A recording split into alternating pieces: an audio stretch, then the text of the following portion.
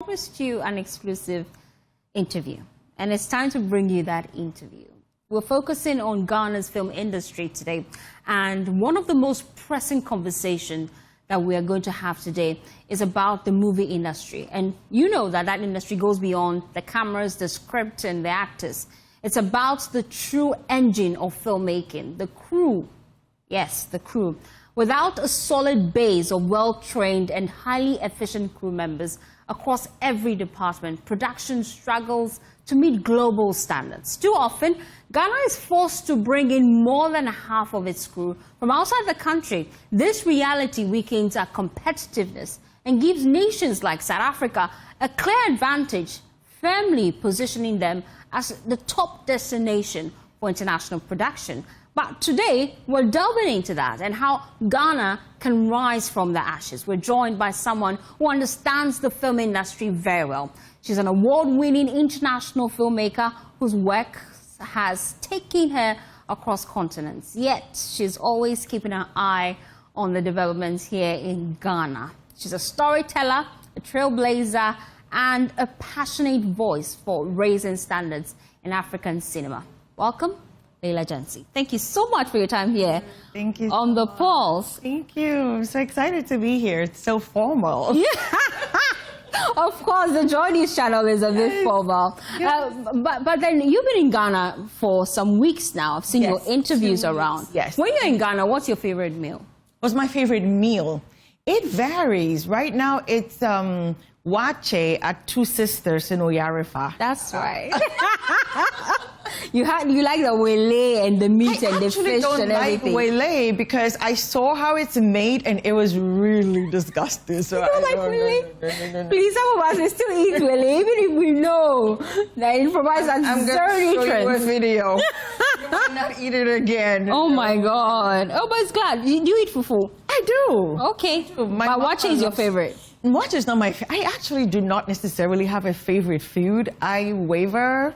Okay. But my lazy go-to is spinach, like contomber stew with ripe plantains. That's good. That's my, like, when I'm lazy, that's what I make. Okay. You can cook it yourself. Oh, yes. That's right. Go girl power. Yes. Go girl power. I'm the best cook around here. Wait, I have to go to a house and taste the food first. Please. Before we bet and approve it here at Joy News. Please. I actually have a restaurant, so you should come there. Okay. Oh, we'll discuss that after the show. But it's great to have you in the studio, and we're just discussing the movie industry. The last time I watched a Ghanaian movie would be about 2 years ago. Okay. I'm saying sitting through the whole movie. And it's mostly because when you watch international films, the standard, the quality, is very difficult to watch our movies, especially the action-packed movies where you see the bullets flying around. The James Bond. You know? Yes. And the funny soundtrack underneath. Well, how did we even get here in the first place? How did we get here? You know, when I think there was a standard when the film industry was under GFTC? Yeah. I'm butchering the acronym. But I think there was a standard around that time, right? But then I think the industry got handed over to a certain group of individuals who were seeking more of self-interest than actually advancing the film industry. Because if you're in it to say, oh, I want to build a house, I want to buy a new car, then all the outside involvement, because I know Netherlands, India, France, there were a lot of countries that were supporting the Ghana film industry.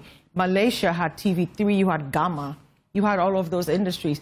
And I think when Nollywood happened, it really affected all of Africa, probably excluding Francophone Africa and then South Africa and the more lighter-skinned Africa.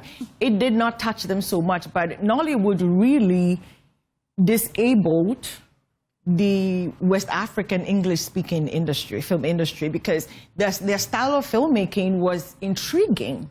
And people were looking for that intrigue. People were looking for escapism, and Nollywood provided that, whilst we were still trying to make realistic films. The thing is, movies are not supposed to be realistic. They're supposed to be realistic to a point, but they're also supposed to provide escape. That is why you can watch Scandal and believe that Olivia Pope is having an affair with the American president. You know, and we're all rooting for them. Oh my God. The side chick won in that movie. The side chick did win in that movie. So I get it. I get it. No, but then let's look at the quality we're delivering now. And as compared to our Nigerian counterparts, they've also faced similar challenges in their scene. Yeah. But somehow they've been able to rise from the ashes. But we're still stuck there.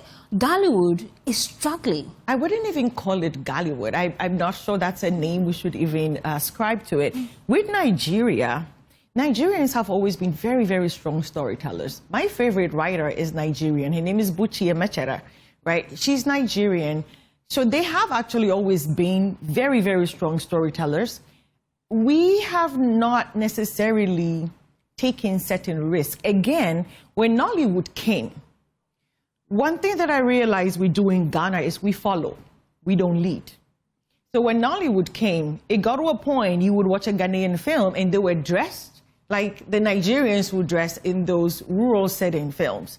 We were saying mama instead of Mami or Daniel, you know? We were copying them blindly and abandoning our identity. So it got to a point, Ghana film did not have an identity.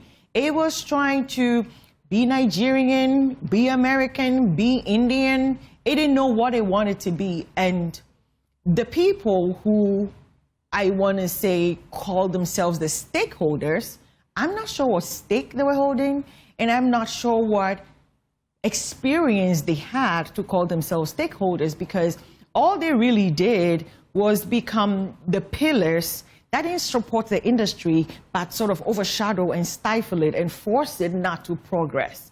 And that is the quagmire we find ourselves in right now, where the real problem here is the industry doesn't have an identity, the industry doesn't have structure, it doesn't have infrastructure, it doesn't have accountability, and really it doesn't have leadership. Is it something? Because the guilds are obsolete. Is it something you think we can fix, really? Oh yeah, it's How? very fixable. Somebody's got to be the bad guy. Okay. Somebody's got to be the bad guy. And I said it on another Joy show a couple of days ago that for me, the way out is to dismantle the guilds. And since the guilds are part of the film bill, it's actually very easy to dismantle them, which means the minister in charge of that section of the country, of the industry, should just dismantle the guilds and give them a mandate to go reconstitute. So when you ask them to go reconstitute, what's going to happen is the mandate is, this is the qualification to become a member. You meet those qualifications, you become a member. What are you doing? You're upscaling the membership of each of the guilds, editors, directors, actors, cinematographers. You are upscaling those divisions or those departments, right? So once you do that and you say, when you're a member of this guild, these are the regulations you have to follow before you can work on a film or work on a set or even make a film.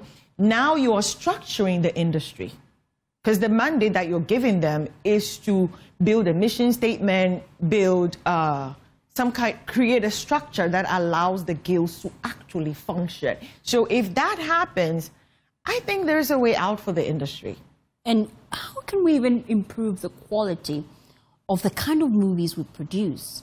We watch foreign movies and it's like, take me away. At some point, when I watched Suits, at some point I wanted to become a lawyer. You wanted to become a lawyer. And I will still go to law school, that is certain.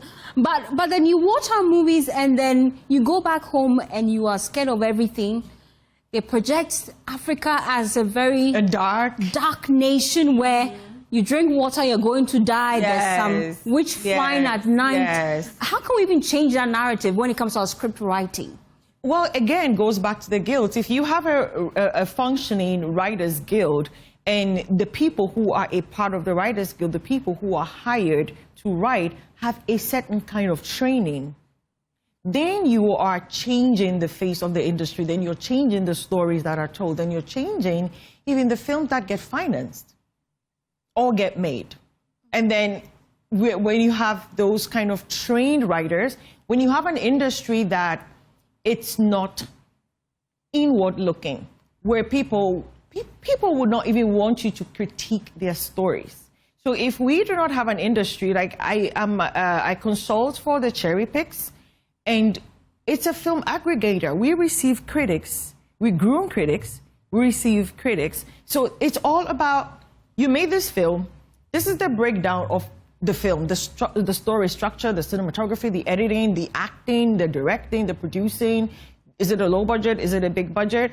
When you are able to accept that kind of criticism, you just get better. But here, if you criticize, oh, you're a hater. No, not all criticism is hating. Some is there to actually make you better. But until you accept that, and until you accept that this is just going to make me grow, you know, people just won't praise. Can't function like that. And for you being in the industry for so many years, one of the key challenges you face, I'm looking at financing, because I know for most of the filmmakers, they're concerned about how to even finance some of the projects. And for you who have time and time again raised finances to deliver the movie production that we all love to watch, how do you go about it? Well, I'm actually in the middle of raising money right now, so that's a very easy question. You need a package, and that's, again, it goes back to training and actually having a leadership of people who understand how the industry works. So I want you to give me $1 million to make a film. The first question you're going to ask me is, what's my ROI? How am I going to get my money back? What is going to...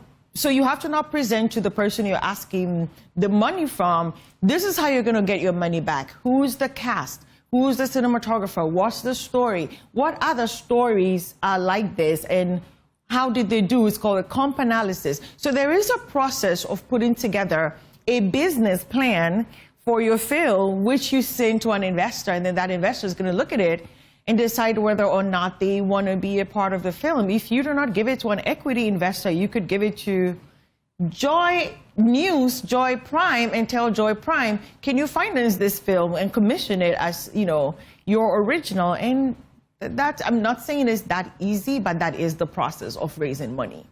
And I feel like in this industry, people just walk up to you and say, I have a script, give me money. It doesn't work like that. You have to explain to me why this is valuable. You have to explain to me why I got to put money in this and how I'm going to get my money back. So if we start looking at film industry as a business and not a means to an end, not makeup and hair and nice clothes, I feel like in Ghana, the film industry is all about the premiere, the nice dresses we're going to wear at the premiere and then take pictures and put the pictures on a blog, and that's it. I feel like it all leads up to the premiere. Film is a business. You should treat it like that. It's not fanfare. Is it a lucrative business? Have you made money from it? It's extremely lucrative. I'm here. I mean, I have nice hair. The wind is blowing your hair. Tell you. That's right. Okay. No. But I'm also looking at the quality of actors we have.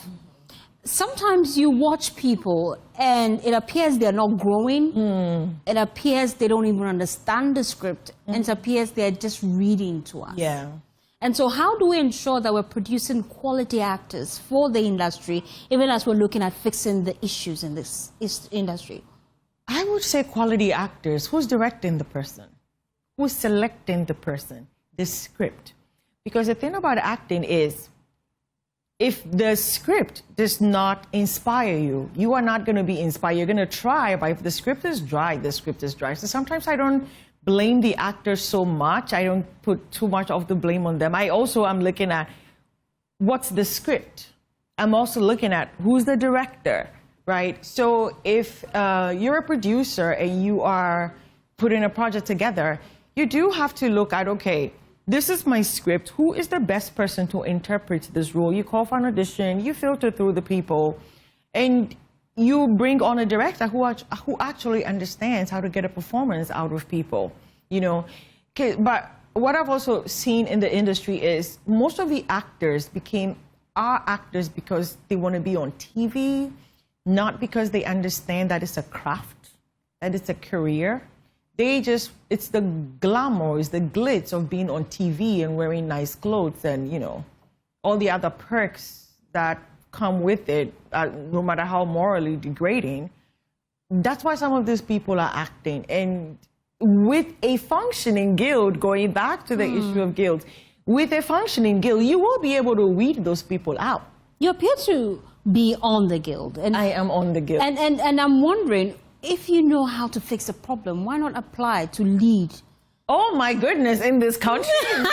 Why? Would disown me? No. Look, the industry, as you can see from the past couple of years, has been politicized.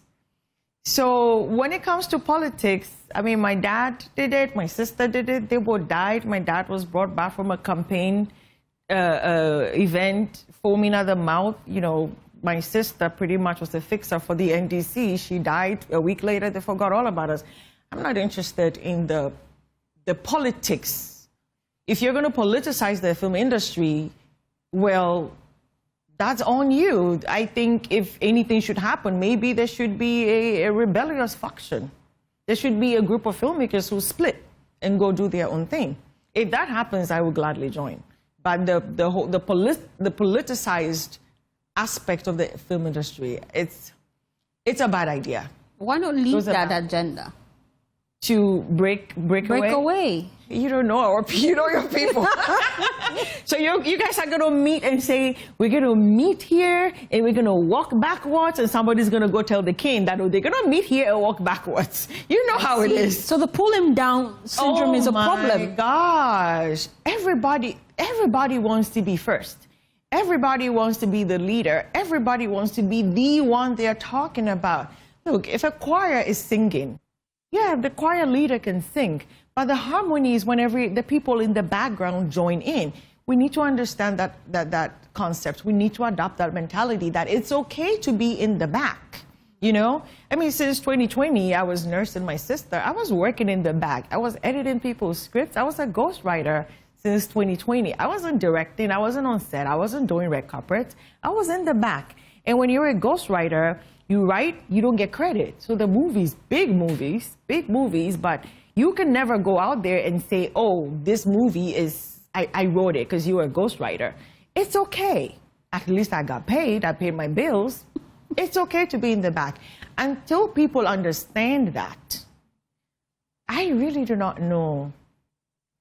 I don't know. I think right now everybody's just for himself, God for us all. I see that South Africans and Nigerians, they're leveraging the streaming platforms. Yes. Like the Netflix and what have not. But then our films still struggle to make it on that side of the world. How do we deal with that? And how can we leverage on streaming platforms as Ghanaians? When you go to Netflix and you say Ghana, they're like, no, Ghana. So it's a fight I have with them. It's a fight I have with them literally every day. Why? I'm going to email Ben today. Ben, I'm emailing you today. But yeah, it's the numbers. We don't have the numbers they want. We don't produce the quantity they want. We don't even have the following that would, you know, push films to the top. So that is why Netflix is not interested. So their interest is, right now they've actually scaled back from Nigeria because there was a lot going on there that we're not going to go into right now. But their focus right now is South Africa.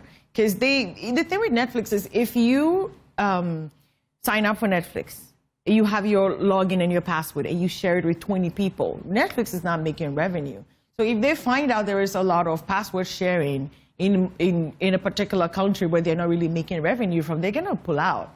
You know, so to leverage streaming platforms is to make films that get the attention that will attract the streaming platforms. And I was listening to the interview you granted to our sister station, Hits FM, where you spoke about losing a movie to South Africa in terms of the Woman King. And they wanted a kind of scenario, and we didn't have it. I was shocked. Woman King, what really? I know. If you go to the Volta region, we have a lot of houses. We could have used it. I don't know if it makes sense to me. You know, it was funny. It's so funny when you said the Volta region because when, I mean, the production company is TriStar, so I was dealing with TriStar, and they were like, we need palm plantations. I'm like, palm plantation, that's it. Palm plantation is right here. Exactly. But it was more than just the location. It was crew, because it's actually more expensive. Because think about it. You're going to fly, and this is a TriStar, this is Gina Prince. She comes huge. You're going to fly all the crew. You're going to put all of them in hotels. And these crew can be very difficult, and it's a union film. By the time you think about the cost of the hotels, the cost of the airfares, right now, the airfares are so expensive. And even at that time, airfare was a lot expensive. It's cheaper to go from America to Nigeria than it is to come here. So if you think about all of that, it's not worth it. It wasn't worth it coming here to make the film. South Africa, you have all the crew. You don't have to take anybody. You take like 10 heads of department and you're fine. You can get every other person there. You know, like I'm working with this production designer for my next project. He's the production designer who did District 9. He's South African. You know, so they have everything there. That's what we need. That's what we need to do. That's what, because in Botswana, what's happening is a private individual went up to the government and said, I will finance a restructuring of the film industry if you would provide the infrastructure. And there was a partnership between a private individual and the government. So the government said, the government issued a tax credit. The private individual is building sound stages and training crew, but the caveat is you have to be Botswanian before you can be trained as crew. And so they're preparing the ground. They have the support of Steve Harvey. So they're preparing the ground to take all the international productions that come in. All of #1 Ladies Detective Agency was shot out there. It's a waiting industry. So when they're done with whatever training they're doing, once their tax incentive kicks off, you can actually start applying right now. People might end up going there, you know. But if we could also do the same thing where the film schools like NAFTI, like AUCC, if these film schools could say, okay, we're offering crash courses, 6 months training, come and apply, you're a GAFA, you're a DIT, and bring in even liaise with maybe another film school abroad. Like my cousin actually is a professor at Ringling. I'm totally happy to connect those two factions and train the crew. And the government, where the government comes in, is to provide an enabling environment. If the taxes are not set up to provide an incentive, then maybe provide a grant for films that are coming from abroad. Because if films come from abroad, that actually is another way to boost the industry. Because when I did Ties That Bind, the crew that I worked with, when I see them today, because they've managed to work on the films that have come to Ghana to shoot, they are much, much better. They have grown since I worked with them on Ties That Bind. And they grew on these sets, you know. So if the government is interested in doing anything for the film industry, it's to attract foreign investment. And I see that crews and their work is quite imperative when it comes to the movie scene. That's why you have an event coming up. Yes. Isn't it? Yes. Tell me all about it. So we realized at a roundtable meeting that it was actually very interesting. And I don't say this to knock on anybody, but we were in the meeting and it was like, oh, we have this crew in Ghana. Can we see their resume? Oh, we have this crew in New York. Okay, then that's good. I'm like, wait. Why do you want to see the resume of the person in Ghana, but you don't want to see the resume of the person in New York? And that the Ghana crew on the table, we were really like, wow, this is a reality we have to face. We have to prove that we have the crew. So my producer, Ludwig, when that happened, he looked at me and said, I think there is crew, we just need to try to find them. So he came up with the Film Crew Network in Mixer, and since I'm in town, I'm like, why not? I think it's a great idea. I will support it. Let's invite the available crew. Maybe we don't know you exist. Maybe the foreign productions who come have never used you. Maybe you have these hidden skills that you've not been given a platform.